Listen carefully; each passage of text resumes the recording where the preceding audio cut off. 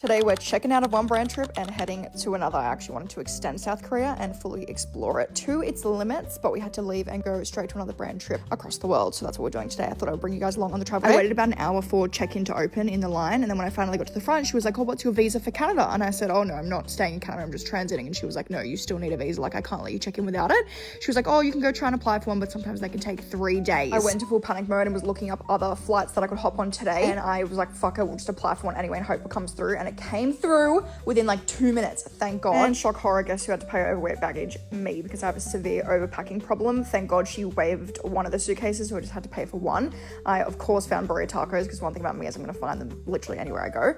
So I had them before I hopped on. This first leg was around 10 hours, and luckily when I checked in, I asked her where I was sitting, and I moved to a window seat because I'm such a window seat girly. I had felt like I'd been on this plane for 3 hours and we hadn't even taken off yet, and that's how I knew we were gonna be in for a long one. I've been seeing so many angel numbers all throughout April. Like, I see them all the time, but this month I've just seen so many. I conked out for a few hours, and this is me waking up to the smell of scrambled egg. It should be illegal to sell eggs on a plane. I woke up gagging. I think I slept, I don't really know. But the landing was so beautiful. Like, landing into Vancouver was gorge. I texted the boy saying that I landed, and he happened to be up, even though it was a diabolical hour back in Australia. So we FaceTime for like an hour before I boarded my flight. This next flight was about, I think it was 3 hours. I was sat next to a really gorgeous Canadian girl who knew me and knew AFM, which was crazy to hear because I didn't think really anyone knew AFM in Canada. And then we went to baggage. I waited for my bag for almost an hour, and nothing irks me more than people that stand centimeters away from the conveyor belt. If you do this, you deserve to be hit in the ankle with a scooter. This is the worst thing. Like, honestly, nothing aggravates me more. Anyway, sorry, really had to get that off the chest. And we're back in LA. I really didn't think I'd be back here so soon, but I'm here for a really exciting brand trip, and it doesn't start for a few days, but there was no point in going home from South Korea and then straight back again, so I just came to LA for the few days before. Got into the hotel around 6:30, took my bags up. Here's a little room tour. I've said it before, it's a really gorgeous hotel, so I'm really happy to be staying here. This is where the brand books, so I just booked the same hotel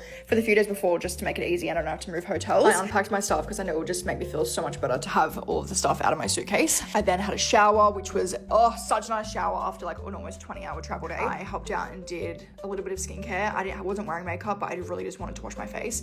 Note to self, I used way too much of this product. It was my first time using it, and I was rinsing my face honestly for 10 minutes. Like, I just kept rinsing and it just kept foaming up. Got all of this stuff in Korea, and I've been really loving the Medicube pore pads and then also these Mediheal collagen pads. I left them on for about, I don't know, like half an hour, let them soak into my face. Ordered some Chipotle, and I watched Euphoria. At this point I was so tired, and I fell asleep I think around 10 and woke up at 10:30 a.m. It was the best. Okay, love you, bye.